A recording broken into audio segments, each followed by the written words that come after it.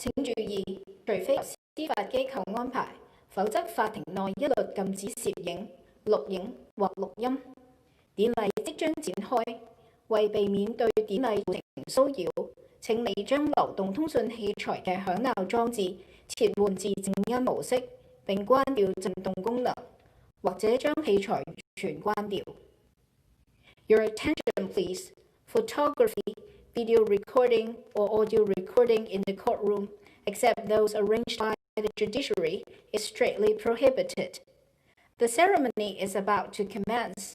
To avoid possible disturbance to the ceremony, please switch your mobile communication devices to silent mode and disable the vibration function, or completely switch off the devices.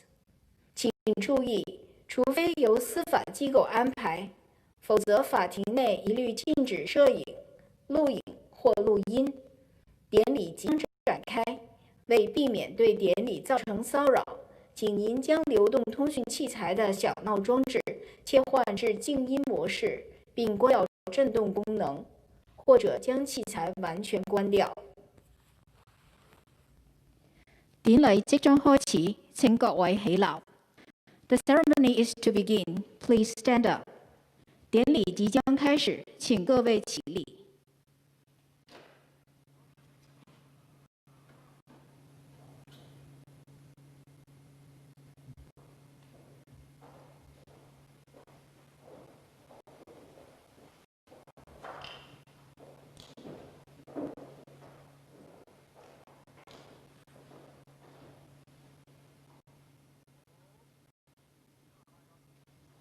現在準備奏唱國歌，請各位肅立。Please stand solemnly for the playing and singing of the national anthem. 現在準備奏唱國歌，請各位肅立。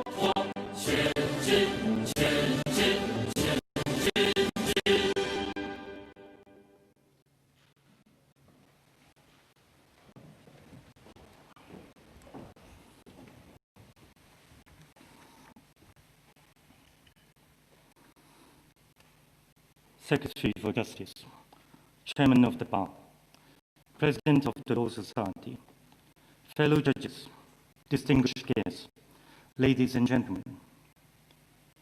On behalf of the Hong Kong Judiciary, I extend a warm welcome to all of you to the opening of the legal year. I thank you for your support in attending or in watching the live broadcast of this event online. 2020 was an extraordinary and difficult year for Hong Kong and for the world.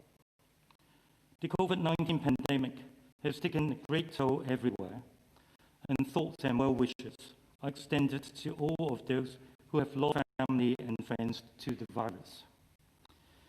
The judiciary and its operations has also been affected, and thanks must be extended to our judiciary staff who have worked so hard in such difficult circumstances to keep the courts functioning. As the world looks to 2021 with hope and guarded optimism that the pandemic will eventually be overcome, the judiciary continues to take precautions in the meantime, including for the first time the arrangements that have been taken for this opening of the legal year. The opening of the legal year is an important occasion for the judiciary as well as our community, as it focuses public attention on the administration of justice and the rule of law, and in particular, the challenges we face. In this, my first opening of the legal year as Chief Justice, I would like to outline three fundamentals of the judiciary that we are committed to.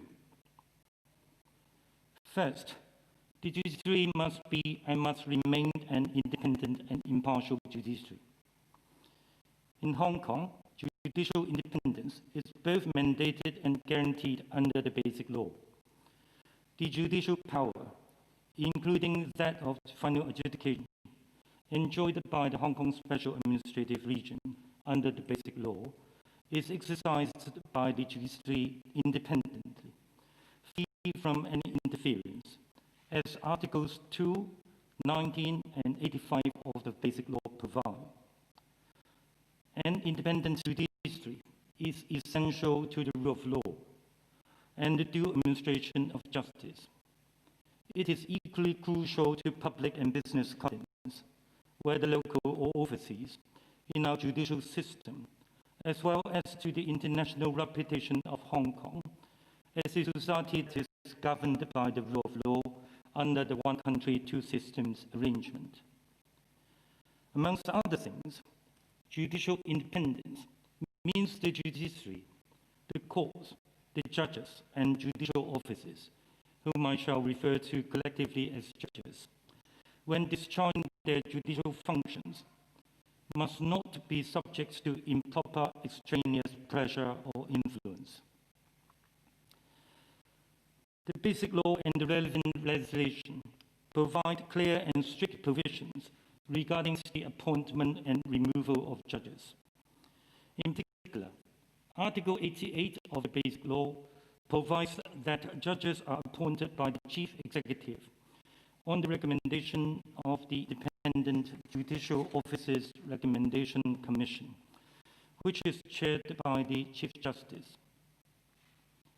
Appointment of judges, whether local or from overseas, must be based on, and only based on, judicial and professional qualities, as stipulated under Article 92.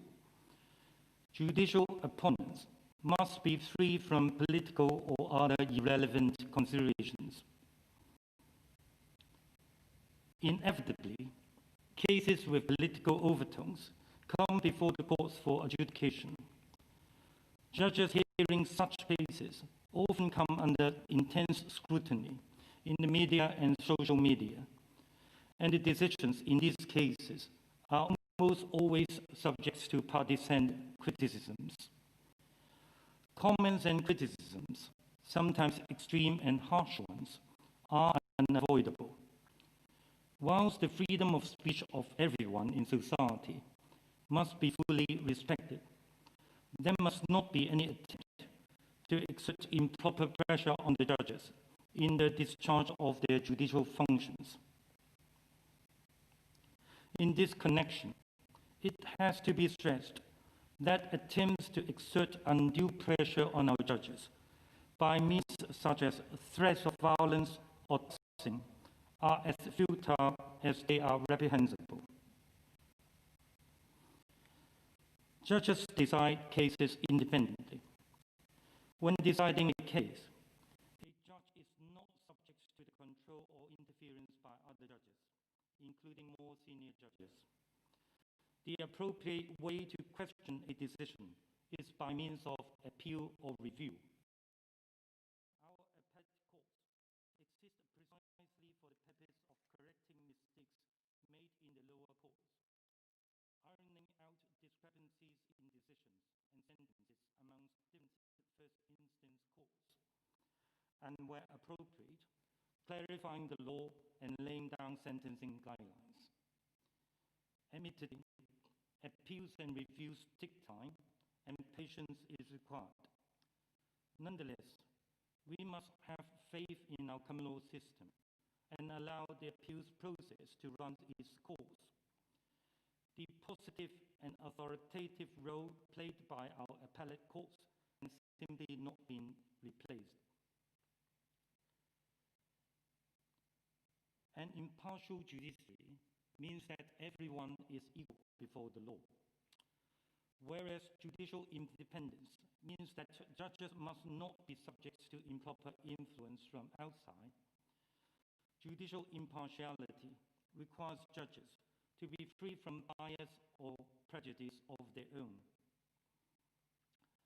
Judges are human. It is only natural that, like others in society, judges may have and are indeed entitled to their own personal views and beliefs. However, a judge must decide cases objectively and professionally, independent of his own personal views or beliefs, political or otherwise. A judge must put all these aside and apply only the law to decide cases. By his words and conduct, he must treat everyone that comes before the court equally and fairly. In this regard, perception is as important as reality. The public's expectations of the impartiality of our judges is very high, and rightly so. A judge must therefore exercise self-restraint. When dealing with high-profile cases or cases with a political flavor, judges must be particularly careful with their appearance of impartiality in terms of what they say in court or write in their judgments, or how they treat the parties, their lawyers, witnesses. Any lapses in this regard, given the potentially polarizing nature of these cases, could lead to suspicion of partiality, which is not conducive to maintaining public confidence in our judicial system. It is only understandable and natural that different people may view the merits of a judicial decision from different perspectives and come to different conclusions. To some, only the outcome of the case matters, regardless of what the judge's reasons or reasoning may be. However, disagreement with a decision on the basis of one's political view or stance is never in itself an acceptable reason to call into question the judges or the judiciary's independence or impartiality. Unfounded allegations against our judges would only risk undermining public confidence in the judiciary. Independence does not mean a lack of accountability. There are built-in features in our judicial system that ensure that the judiciary and judges are accountable to the public for their works. These include, amongst other things, the requirement that, save for well-defined exceptions, all proceedings are open to the public, as well as the requirement that recent judgments, which are accessible to the public on the internet, be given for the decisions of the courts. Moreover, we also have a well-used system of appeals, transparent target dates for listing of cases for hearing and for delivery of judgments, a published guide to judicial conduct, an established system of complaints against judges, an annual budget that is approved by the legislature, and stringent financial control measures. There is, of course, further room for improvement in relation to these features, but our community should be assured that there are important features in place to ensure that whilst the judiciary is independent in its organization and operations, it is nonetheless fully accountable to the public in the discharge of its functions. Judges are, of course, not above criticisms and complaints. Under our existing system, complaints against judges are handled by court leaders responsible to the Chief Justice.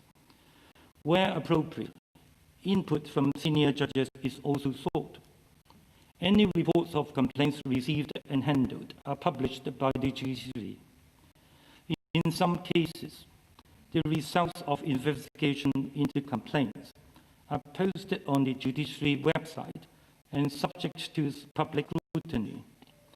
In the most serious of cases, Article 89 of the Basic Law provides for the removal of judges, including the Chief Justice, by the Chief Executive upon the recommendation of a tribunal consisting of judges only, on the ground that they are unable to discharge their duties or for misbehavior. The fact that even in the case of possible removal, the tribunal making the recommendation to the chief executive on the course to take comprises only judges speak volumes of the importance the basic law attaches to judicial independence and non-interference with the judiciary by any outside interests. That said, I do agree that subject to the overriding consideration that there can be no undermining of judicial independence, there is still room for further enhancement of the transparency and accountability of our complaint handling mechanism. Accordingly, a review of our existing mechanism, which was last reviewed in 2016, will be undertaken with a view to further enhancing its transparency and accountability. The second fundamental of the judiciary, which overlaps to some extent with the first one I have just outlined, is that the judiciary must comprise judges who are upright and who are prepared to uphold rights. A judiciary can only be as good as the judges that mends its cause. The judicial oath is a requirement under Article 104 of the law. It requires every judge to uphold the basic law, to bear allegiance to the Hong Kong Special Administrative Region, to serve Hong Kong conscientiously, dutifully, in full accordance with the law and with integrity, to safeguard the law and administer justice without fear or favor, self-interest or deceit. It can only be fulfilled by judges who are upright, judges who are persons of integrity. It is worth repeating that judges must be impartial, free from bias or prejudice. Judges must be fearless and be prepared to make decisions in accordance with the law, regardless of whether the outcomes are popular or unpopular, or whether the outcomes would render themselves popular or unpopular. A judge must be honest and intellectually honest.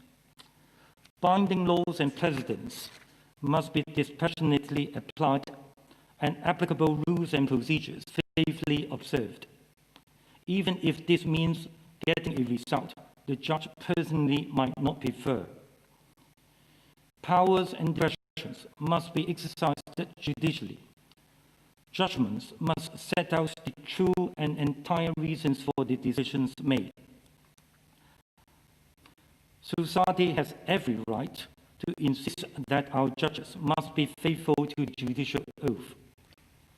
On behalf of my colleagues in the judiciary, I would like to assure the public that we expect nothing less of ourselves.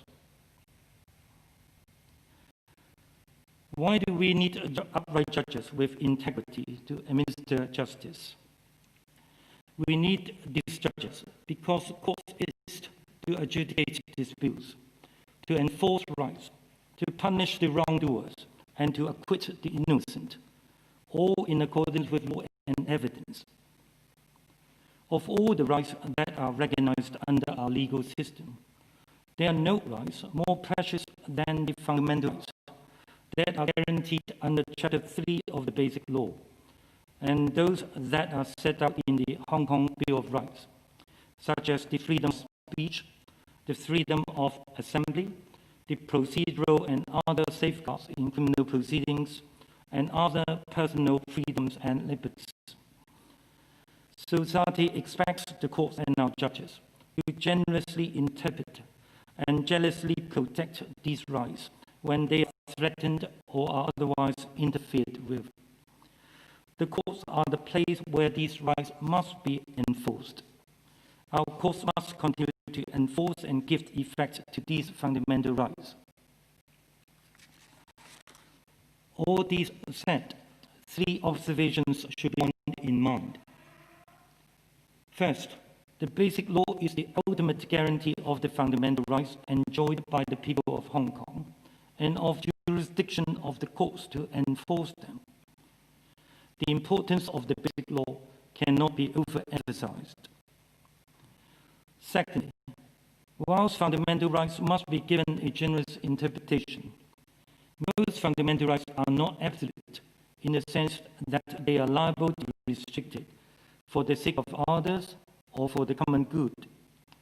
However, any restriction must be justifiable by reference to its aim, relevance, necessity, and proportionality. Thirdly, fundamental rights are equally enjoyed by the people of Hong Kong, each and every one of them. When rights are exercised or sought to be enforced in courts, the fundamental rights of others, where relevant, must equally be borne in mind and respected. When different rights pull in different directions, as is quite often the case, the court's task is to balance these competing rights and come up with a decision that best gives effect to these rights.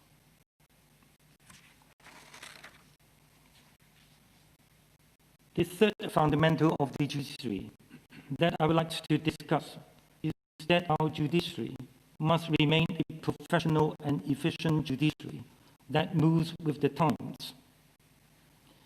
A modern judiciary must be an efficient judiciary. The annual number of leave applications for judicial review relating to non-refoulement cases has risen from 60 in 2016 to over 3,700 in 2019, even though the number of leave applications in other types of judicial review cases has remained stable at around 160 per year. The resulting stress on our judicial capacity is tremendous, and it is not helped by the outbreak of the COVID-19 pandemic last year, which seriously disrupted court operations, nor the large number of criminal cases arising from the social events in 2019. Whilst we will continue to deal with these workloads with determination and perseverance, specific attention will be given to the prioritization of different types of cases so that backlogs and bottlenecks can be tackled more strategically and effectively. In particular, steps to enhance the practice and procedure of the constitutional and administrative law list in the High Court will be taken, and important public law cases and appeals will be given priority and fast-tracked for hearing, so as to reduce the delays and the social costs that these litigations involve. Likewise, hearing of selected criminal cases, appeals or sentences reviews that are of general importance or otherwise draw wide public attention will be expedited so as to enable the Court of Appeal to clarify the law where appropriate or give authoritative sentencing guidance in a timely manner. Enhanced administrative measures will be put in place to help ensure that judgments are delivered within a reasonable time. On the question of manpower, judicial vacancies at all levels should be filled by competent and efficient judges and lawyers of the appropriate qualities. Our top court must continue to be composed of judges of the highest caliber and professional qualities in order to maintain full confidence in our legal system and the hard-earned reputation of the court in the common law world. In this regard, the substantial contribution made by our overseas non-permanent judges to the work of the court deserves full recognition. Despite occasional difficulties in recruitment for judges in the Court of First Instance of the High Court in recent times, there can be no lowering of judicial and professional requirements for our judges. We will continue to explore ways to attract lawyers of the right caliber and character to join the bench.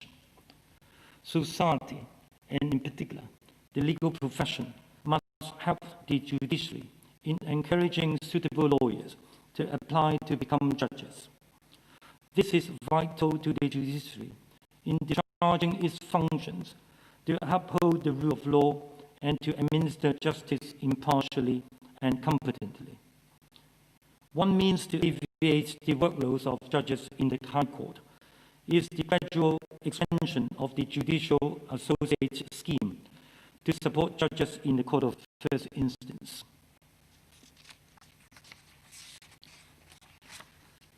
To help maintain and further develop the professional qualities and efficiency of our judges, efforts will be made to strengthen and expand the work of the Judicial Institute, one essential function of which is to provide continuing judicial education for our judges. Workloads permitting, judges will be given more protected time to attend judicial seminars and workshops on subjects such as courtcraft, judicial ethics, judgment writing, and sentencing, just to name a few. As a modern judiciary, we will continue to strengthen our exchanges with the judiciaries and judges in our common law jurisdictions, as well as our counterparts on the mainland. We are in the middle of a huge, substantial project to digitize our legal procedures and support systems. The Court Proceedings Electronic Technology Bill was passed into law on 17th July last year. The relevant court procedure rules, which are subsidiary legislation, will hopefully be tabled before the Legislative Council in the first quarter of this year. In the coming few years, processes will go electronic in our courts, in the court registries, in the preparation for and conduct of cases, and in the interaction with the courts. The COVID-19 pandemic has prompted initial attempts to conduct remote hearings in our courts.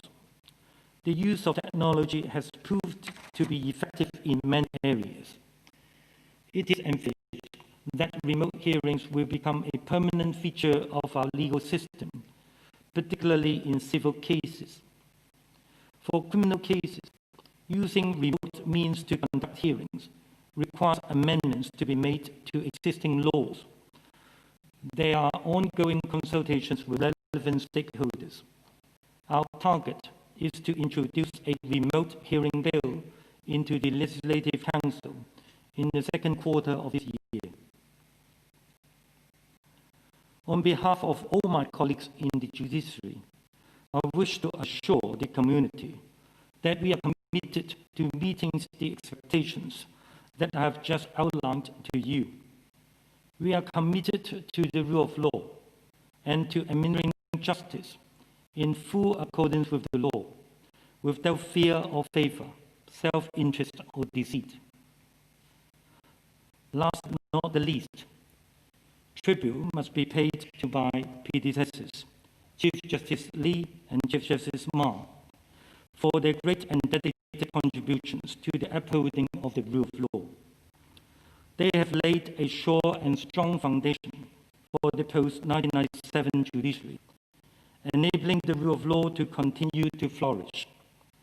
They have maintained the independence of the judiciary, and they have led by example in the due administration of the law. The legacies they have left are rich and substantial. I have had the good fortune of working under the leadership of both of them as my Chief Justice. Like many of my colleagues, I am grateful to their leadership and guidance all these years. On a more personal note, I would like to take this opportunity to wish Chief Justice Ma a very happy birthday today, as well as a long and fulfilling retirement and the best of health and happiness. It only remains for me to wish you and your families good health and much happiness in the new year. Thank you.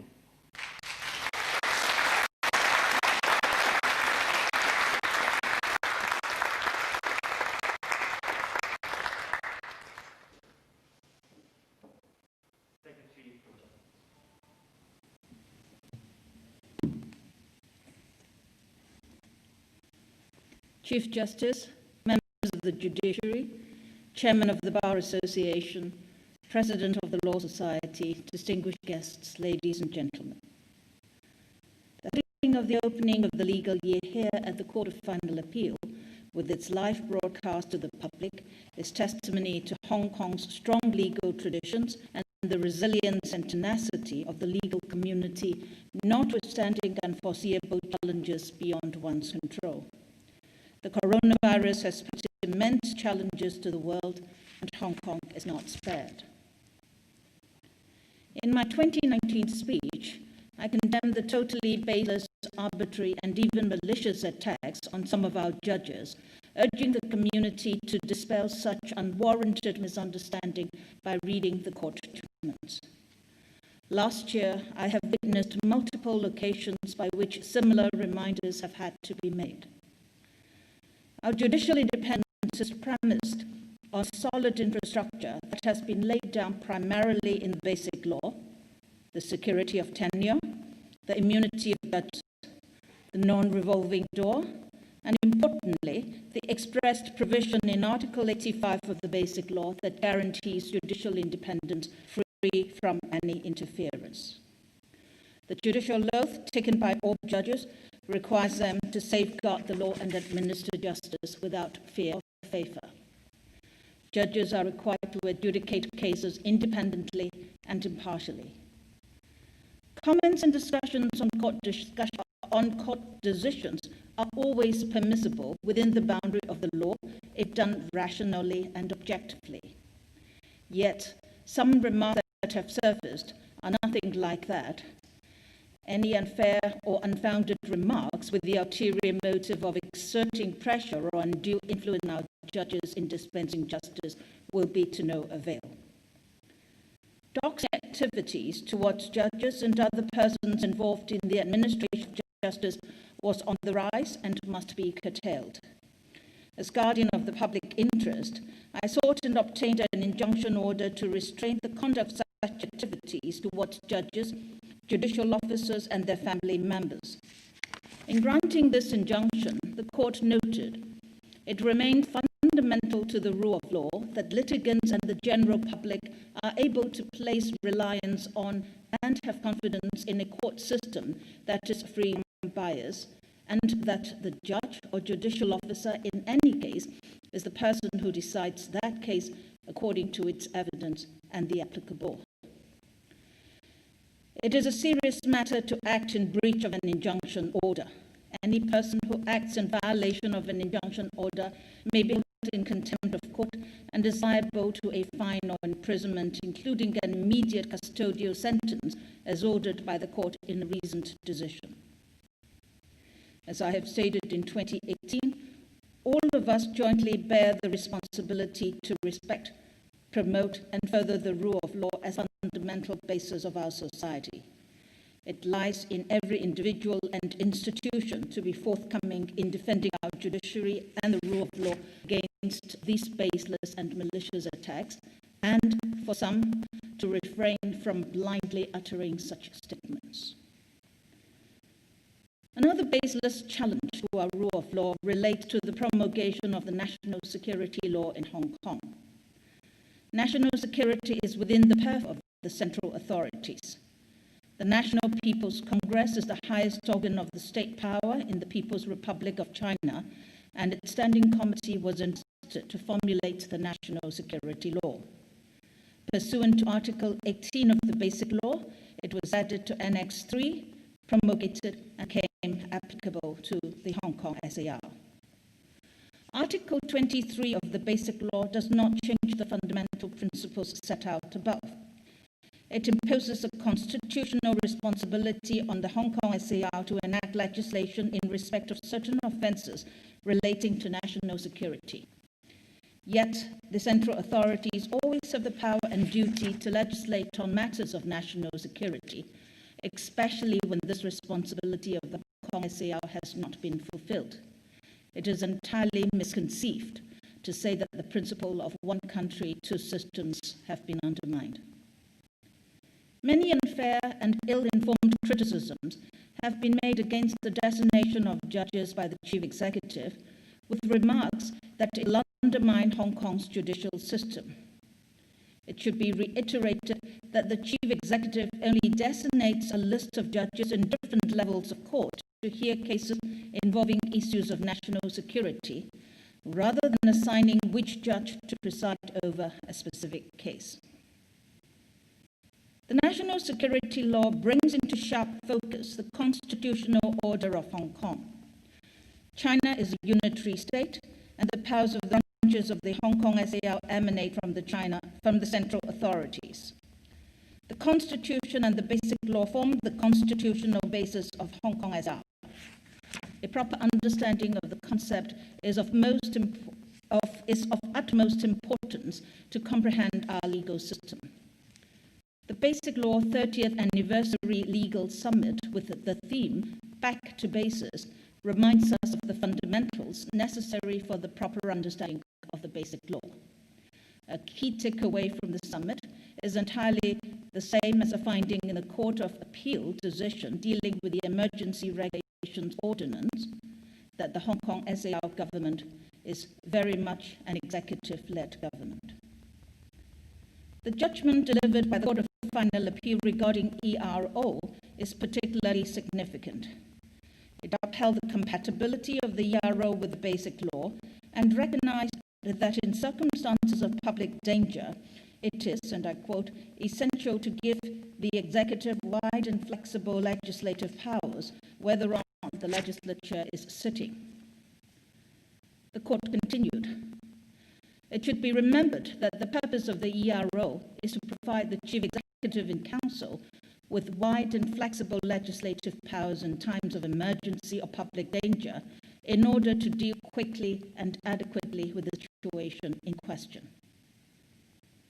In upholding the constitutionality of the ERO and the proportionality of the prohibition on face covering regulation, which restricted the use of face coverings during public order events we saw in 2019 with deteriorating law and order, the court took the view that when striking a fair balance between the societal and individual interests, the interests of Hong Kong as a whole is important. I echo this view. Rights and freedoms are not absolute, but are subject to lawful restrictions, including the interests of public safety, public order, and the protection of rights and freedoms of others. One final statement in the judgment is noteworthy. And finally, the interests of Hong Kong as a whole should be taken into account, since the rule of law itself was being undermined by the actions of masked lawbreakers who, with their identities concealed, were seemingly free to act with impunity. This year marks a significant increase in the amount of applications for review of sentence lodged under Section 81A of Criminal Procedure Ordinance, with 17 applications lodged in 2020 and compared to 4 in 2019.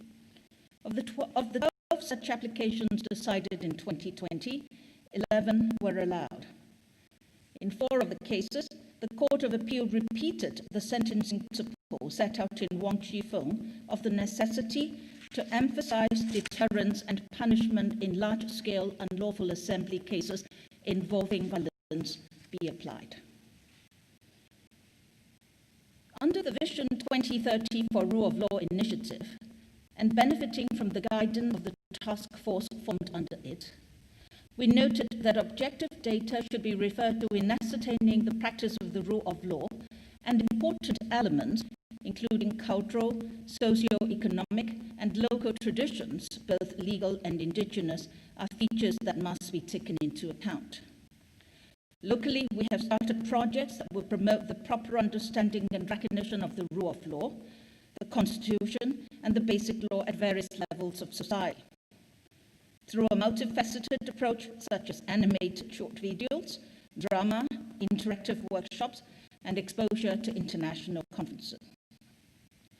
These 3 E's projects, representing engagement, empowerment, and enrichment, aim to raise awareness of a law-abiding society, equip youth with the correct understanding of the rule of law, and provide the legal community with opportunities to broaden knowledge and international exposure.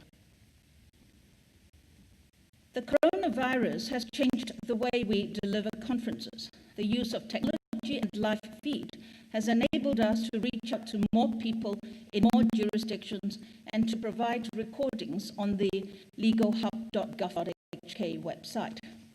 In a way, it is a blessing in disguise.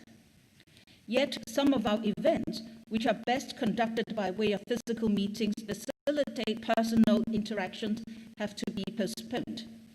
They include the Asian African Legal Consultative Organization annual meeting, the United Nations Commission on International Trade Law Working Group 3 intersessional meeting, and the advanced course that my department is organizing with the Hague Academy of International Law and the Asian Academy of International Law. We have also reached a supplemental arrangement with the Supreme People's Court to bring the 1999 arrangement concerning mutual enforcement of arbitral awards more in line with the spirit and intent of the new convention and international arbitration practice. Legislative measures will be needed to implement the same. As to new initiatives, the Department of Justice will continue to pursue and promote the development of law tech. As set out in the policy address, we will be facilitating development of Hong Kong Legal Cloud to provide a safe, secure, and affordable data storage services for local legal and dispute resolution communities. Furthermore, with the use of online dispute resolution being more prevalent, and apart from already signing up to the APEC ODR framework, we have also established a Department of Justice Project Office for collaboration with UNCITRAL to study pertinent legal issues stemming from the increasing use of emerging technology. With input from UNCITRAL, we are planning to set up an inclusive global legal innovation platform, in short, IGLIP, to facilitate studies in this particular aspect. Last year, an online international conference to celebrate the 40th anniversary of the United Nations Convention on Contracts for the International Sale of Goods was conducted. A public consultation on Hong Kong's proposed application of the CISG was completed, and we are analyzing and completing the results. In protecting our legitimate rights, Hong Kong has formally taken steps under the World Trade Organization framework to resolve its dispute with the United States with respect to its origin markings requirement imposed on Hong Kong products. We believe that the US requirement is contrary to a number of WTO-covered agreements, undermines the rule-based multilateral trading system, and does not respect Hong Kong's status as a separate customs territory. Ladies and gentlemen, today is a very special day, the ceremonial opening of the legal year 2021, the former Chief Justice Ma's 65th birthday, and Chief Justice Germ's first day in assuming the role of Chief Justice. To the new Chief Justice, I offer my heartfelt congratulations, and I'm confident that you will continue to safeguard the independence of the judiciary and the rule of law in Hong Kong. With this, I wish you all a very happy, healthy new year.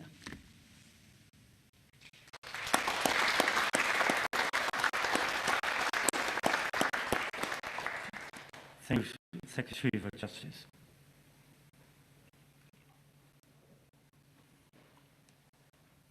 Chairman of the Bar.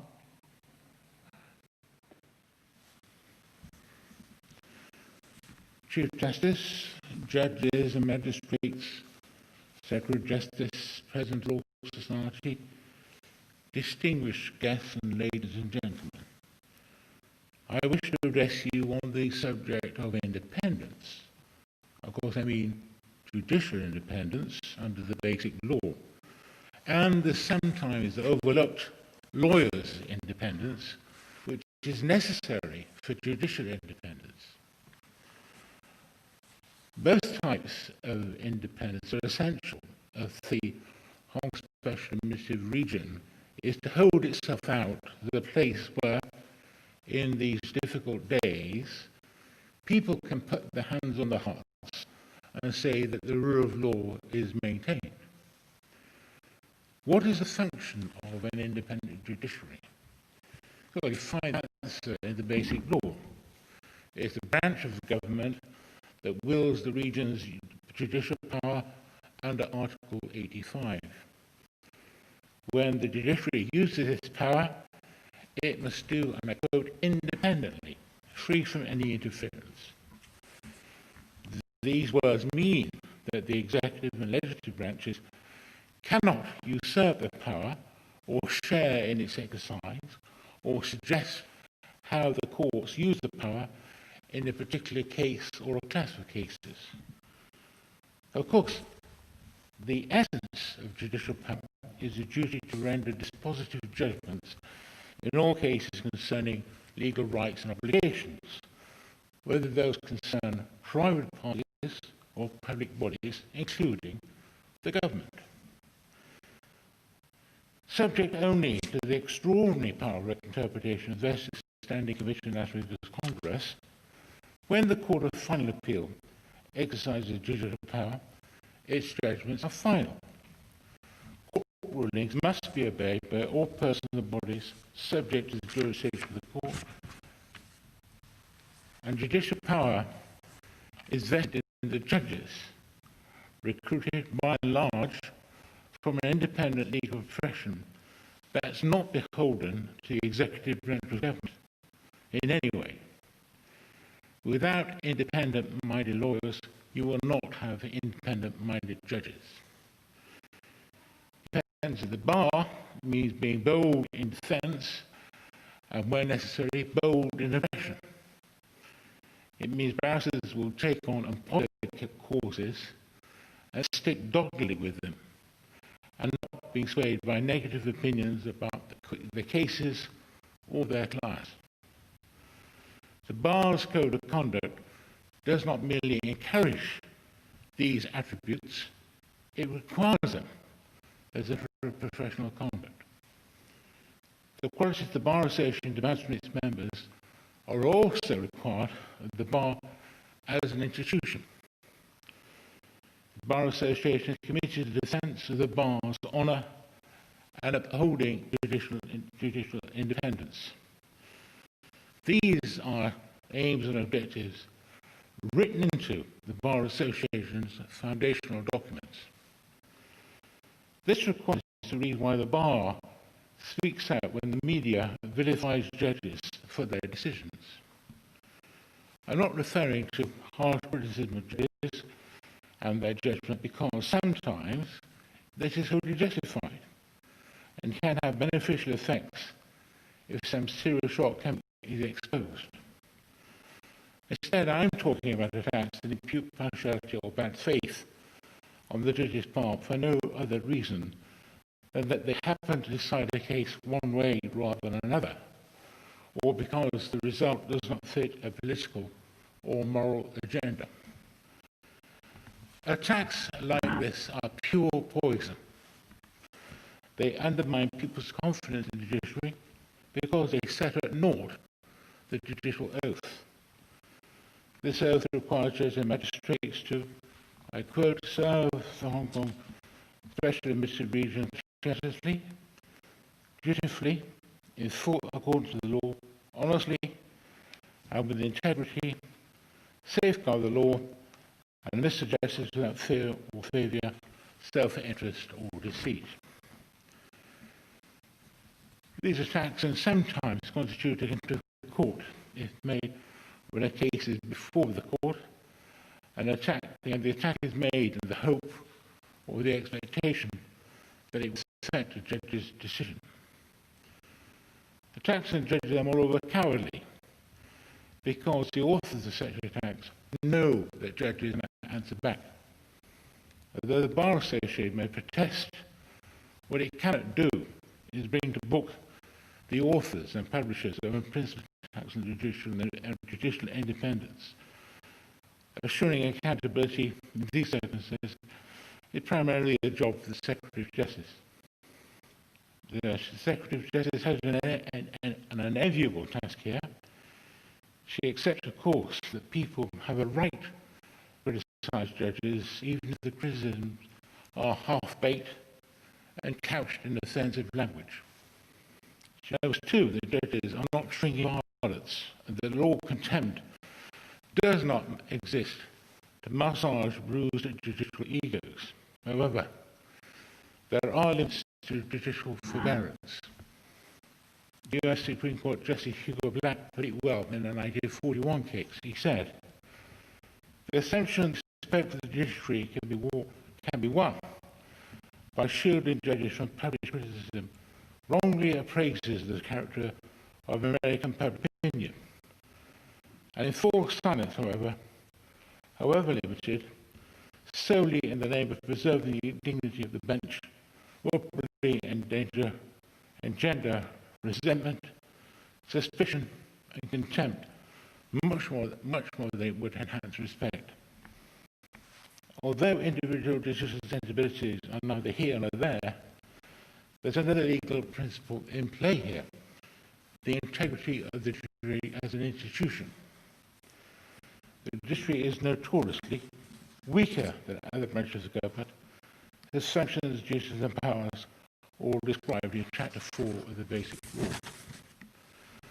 The judiciary commands no army or police force, nor appeal to a sympathetic political electorate for support. It must demonstrate its worth in the constitutional order by commanding people's respect through its commitment to the rule of law, which means essentially administering justice without fear or favour, self-interest or deceit. When there is a creeping barrage of baseless criticism that supposes judges are politically biased, incompetent, dishonest, the damage is done not so much to the judges who have backs, but to the judiciary as an institution. If nothing is done about such attacks, they will undermine confidence and respect for the courts, and the administration will slowly evaporate. I could give another person recount the High Court of Australia's explanation in a 1983 case called Gallagher and Durack of why it's sometimes necessary to cut down hard on speech critical of courts or judges. I quote, "The law endeavours to reconcile two principles, each of which is of cardinal importance, but which in some circumstances appear to come in conflict. One principle is that speech should be free, so that everyone has the right to comment in good faith on matters of public importance, including the administration of justice, even if the comment is outspoken, mistaken, or wrong-headed. The other principle is that, quote, it's necessary for the purpose of maintaining public confidence in the administration of law that there shall be some certain and immediate method of repressing imputations upon courts of justice which, if continued, are likely to impair their authority. The authority of the law rests on public confidence. It's important to the stability of society that the confidence of the public should not be shaken by baseless attacks on the integrity and impartiality of judges or courts." I was chairman of the bar from 2005 to 2007, which seems a different age.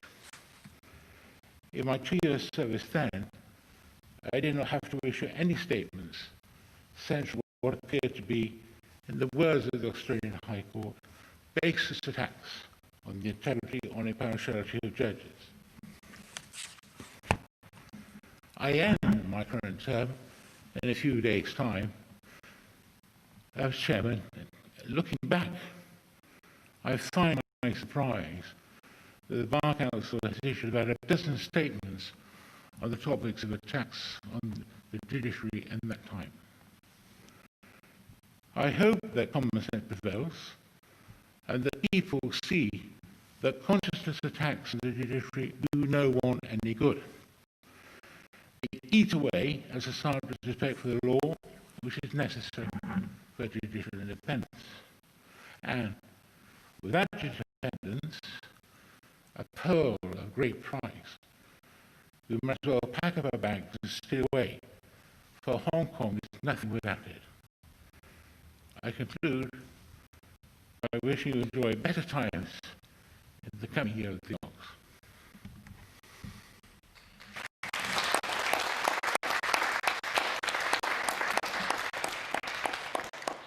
Thank you, Mr. Dice.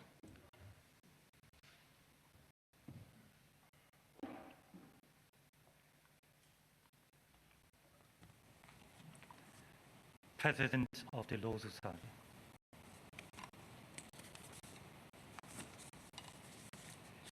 Good afternoon, Chief Justice, Secretary for Justice, Chair of the Bar, members of the Judiciary, members of the legal profession, distinguished guests, ladies and gentlemen. It is my immense honor to be speaking on behalf of the Law Society of Hong Kong on this solemn occasion. In the opening of legal years that I have attended, either as an audience or as the president of the Law Society, the phrase rule of law comes out for discussion without exception. I had wondered whether we as citizens of Hong Kong were too slow to grasp this concept, or important things have to be repeated many times. I used to believe that it was the latter. However, given what happened to Hong Kong from 2019 to 2020, I now believe it may be both. We have rather eminent legal practitioners and scholars who openly advocate that obedience of the law is not necessary for and is sometimes contrary to the rule of law. Our Court of Final Appeal recently notes that Hong Kong, a city long regarded as safe, experienced an exceptional and sustained outbreak of violent public lawlessness. In a well-reasoned judgment in the anti-mask case, our Court of Final Appeal reminds us in a timely manner that the freedoms of speech and peaceful assembly are precious and lie at the foundation of a democratic society. But it is important to stress that their cardinal importance hinges on their peaceful exercise.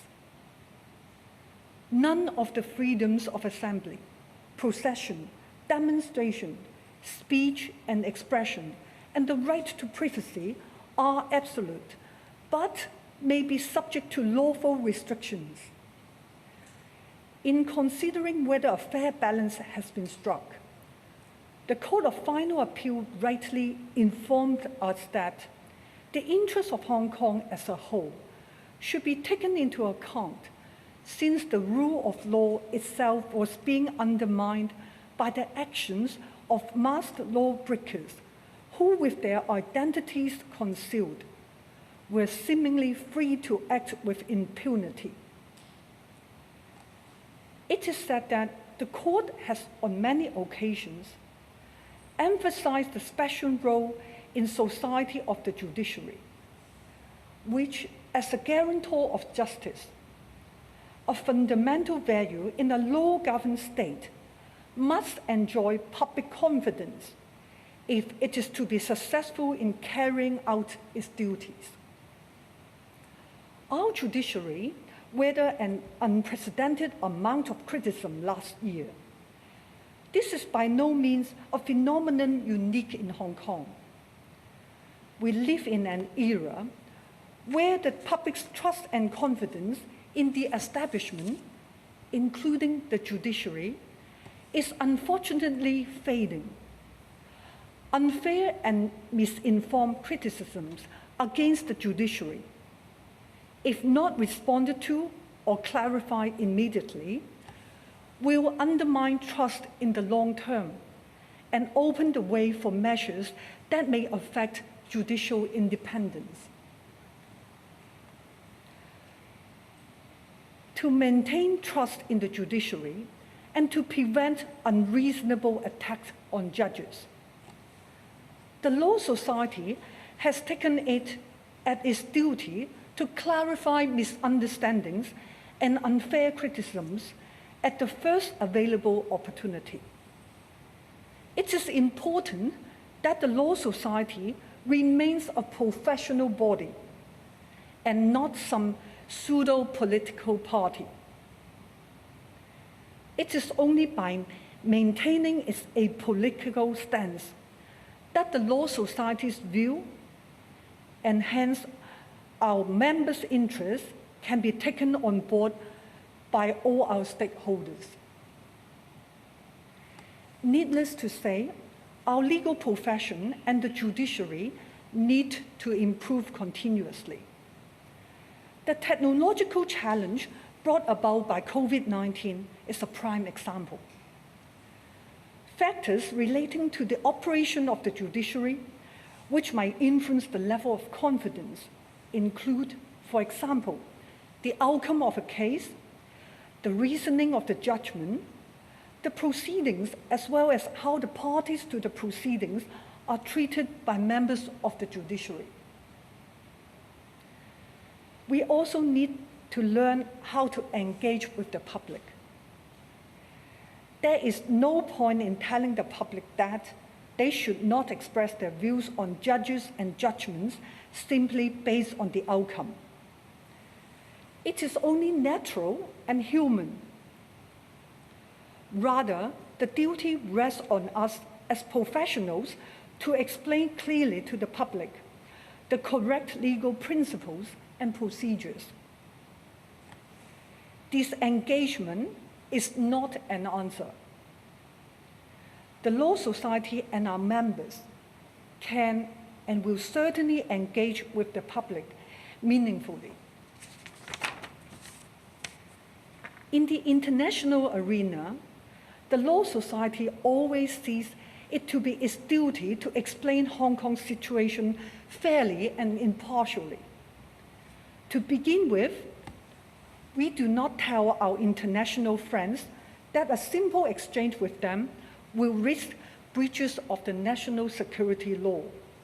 Such attitude is, to say the least, unhelpful.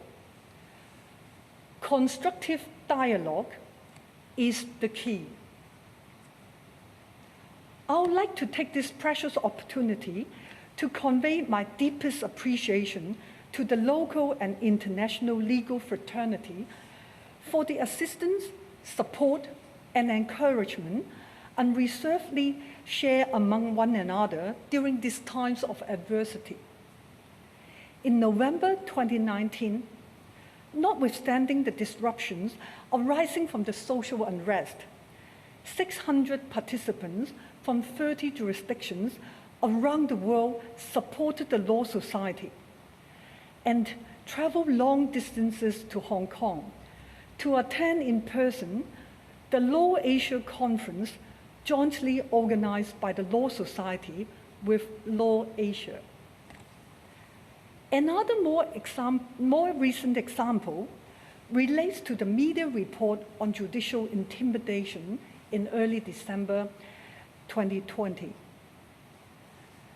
In support of the Law Society's statement on the 7th of December, condemning the criminal act that threatened judicial independence, the Commonwealth Lawyers Association acted swiftly and issued a strong statement on the 9th of December, reiterating the importance of judicial independence and urged an investigation into the matter by the Hong Kong authorities.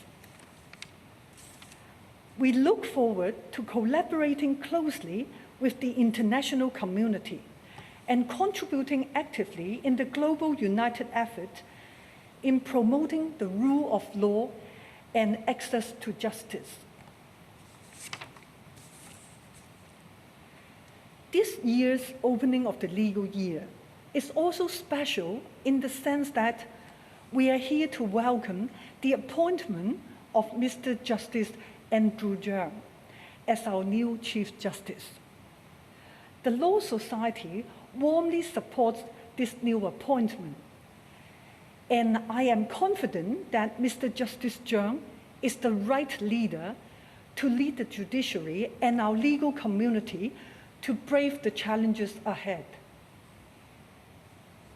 As we enter 2021, I take the opportunity to wish everyone a healthy and fulfilling year ahead. Thank you.